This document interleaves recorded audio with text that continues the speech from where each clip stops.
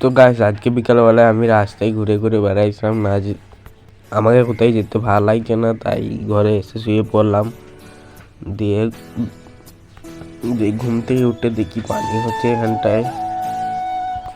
আর guys আমার 100টা follower হতে আর 4টে follower বাকি। তোমরা তাড়াতাড়ি আমার 100টা ফলোয়ার কমপ্লিট করে দাও আর ভিডিওটাকে লাইক করে দাও।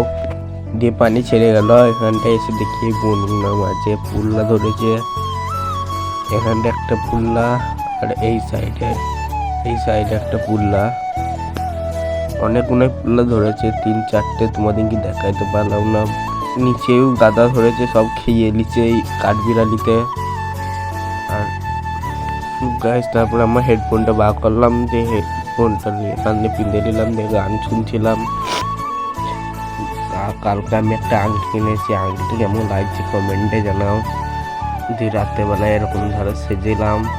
আমার ভালো লাগলে ভিডিওটাকে লাইক করে দিও, চ্যানেলটাকে সাবস্ক্রাইব করে দিও।